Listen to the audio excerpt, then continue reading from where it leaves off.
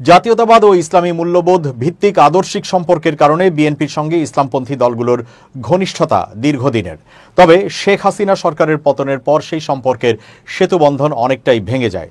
পরবর্তীতে পিআর সহ বিভিন্ন দাবি নিয়ে ইসলামপন্থী দলগুলোর আন্দোলনের মধ্য দিয়ে এই দূরত্ব আরও স্পষ্ট হয়। বিএনপির সঙ্গে সম্পর্ক শিথিল হওয়ার পর ধর্মভিত্তিক দলগুলো পরস্পরের আরও ঘনিষ্ঠ হয় এবং নির্বাচনী জোট গঠনের সম্ভাবনা জোরালো হয়ে ওঠে।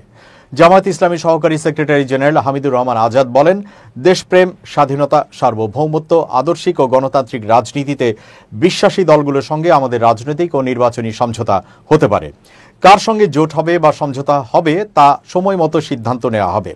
দেশের কওমি ঘরানার অধিকাংশ বড় দল দেওবন্দ আদর্শের অনুসারী, যাদের সঙ্গে জামায়াতের মওদুদি মতবাদ নিয়ে দীর্ঘদিনের মতভেদ রয়েছে।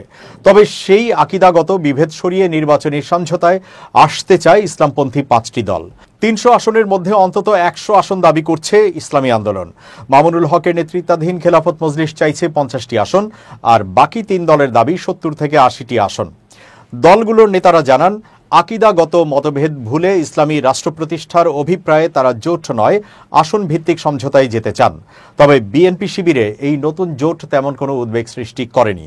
নির্বাচনী তফসিল ঘোষণার পর আনুষ্ঠানিকভাবে এই জোটের ঘোষণা আসবে বলে জানা গেছে। এরই মধ্যে প্রার্থী বাছাইয়ের কাজ চলছে এবং শরিকদের কাছে শতাধিক আসন ছাড়ার প্রস্তাব দিয়েছে জামায়াত। বাংলাদেশ খেলাফত মজলিসের আমির মামুনুল হক বলেন, বৃহত্তর ইসলামী স্বার্থে আমরা এক জায়গায় ঐক্যবদ্ধ হচ্ছি। অর্ধশতাধিক প্রার্থী রয়েছে যারা শক্ত অবস্থান নিয়ে নির্বাচনী মাঠে কাজ করছে।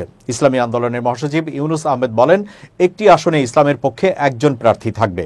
যেখানে যে দল ভালো সম্ভাবনা তৈরি করতে পেরেছে সেখানে তাদেরই অগ্রাধিকার দেওয়া হবে। কেউ বেশি পাবে, কেউ কম পাবে, এটাই বাস্তবতা। তফসিল ঘোষণার পরপরই আমরা সমঝোতার অবস্থান স্পষ্ট করব।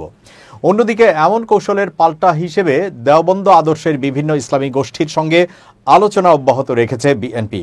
ইতিমধ্যে কওমি ঘরানার সবচেয়ে পুরনো দল জমিয়তে উলামায়ে ইসলামীর 4 নেতাকে নির্বাচনী কাজে যুক্ত হওয়ার অনুমতি দিয়েছেন বিএনপির ভারপ্রাপ্ত চেয়ারম্যান তারেক রহমান।